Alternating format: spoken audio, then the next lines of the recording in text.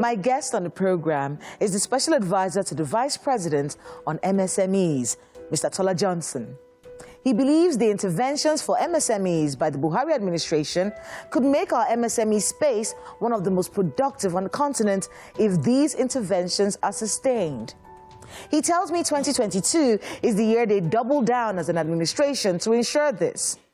We pick his brain on some of the criticisms of the intervention funds and if these structures can be built on by the next administration.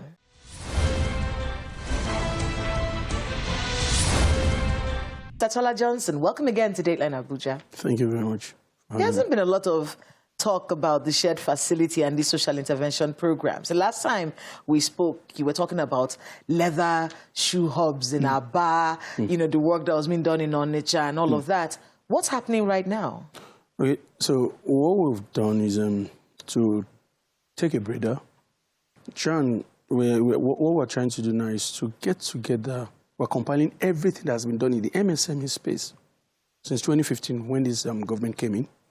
Since 2015, what has been done, where it has been done, how it was done, and then what will be done, say for instance, before the lifespan of this government ends in May. We're putting all that together as a compendium in a book that will be launched on the 1st of December. And there will be a public presentation by Mr. President and Vice President. You know, it's going to capture everything, well, let me say almost everything that we have done in this government in the MSME space. Whilst talking about that, the last shared facility was Edo State. Now, before the end of the year, His Excellency Mr. Vice President will be commissioning shared facilities in Ogun State and Kogi State. The first quarter of next year, he will be commissioning about 6. And once those ones are commissioned, we'll leave it at that and see where we are, evaluate if further commissionings can be done before another government comes in. But we'll be leaving, what we'll be leaving for the incoming government will be something that they can build on. For many people, they probably didn't know that these activities were going on, but there was a portal. People were registering on that portal. We kept track. We kept track of that particular progress.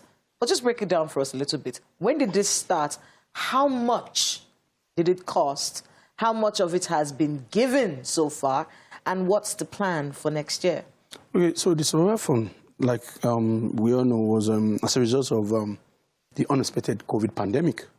Now, the Nigerian government moved very quickly to try and avert mass sacking in the MSME space.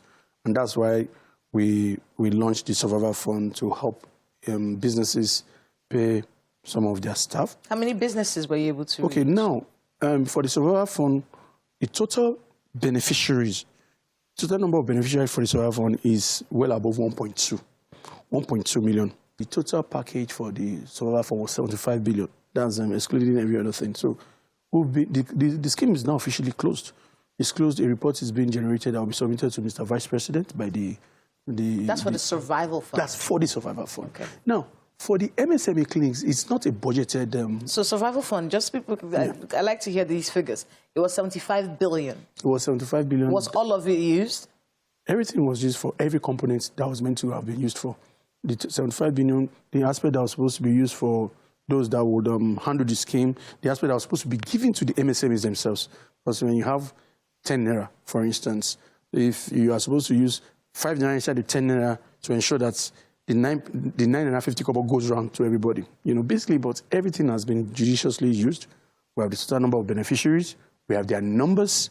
If, for instance, if anybody just decides that they want to call anybody randomly, any state governor decides that, you say you have given 35,000 people in my state this thing, we are not sure. You actually have your We have our records. database. So 75 billion, 1.2 million people. Over 1.2 million people, over 200,000 businesses for the Survival Fund. Yeah. Let's go to the shared facility. Now, the shared facilities, the MSME clinic is not budgeted for. Reach out to all the state governments. At the meeting with all the governors and say, listen, I'm going to come. The president has approved that I should lead this thing. I will come. I'll come to your state by state. I will come. I will even go walk around your exhibitions with you as a governor. Yours is just cooperate with my team, let them organize these clinics. They will bring all these agencies, the NAFDAC, SON, BOI, CSC, every agency that you think is an impediment, will bring their heads and we'll talk to the MSMEs together. What are your issues? The agencies will be there for 2 days. You, MSMEs, be on one side, the agencies on the other side. There's a problem, go to the agencies. The agencies solve these problems. However, we understand that there are problems that cannot be resolved on the spot. Initiate a process to resolving those problems. You know, and I must tell you that it has really worked. We've had 30 MSME clinics. We've had 606,000 MSME exhibitors across those 30 MSME clinics. The number of problems that have been resolved and that have been scaled up, close to 170-something thousand businesses. You know, so it's been impactful. I happen to know the work that you do because I follow you around, you know. But there are many people who are not following you around like I am. So they don't know how much work is. I remember one time we went to this leather factory in Lugbe. Yeah.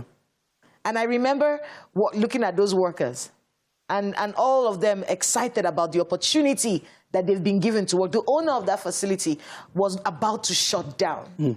And the interventions helped her. It was a woman, I remember this. And I remember that the vice president was there under the rain. I'll never forget this. We were standing under the rain and he was going, and I remember that they had given them some contract to make the shoes for NYSC boots and whatnot.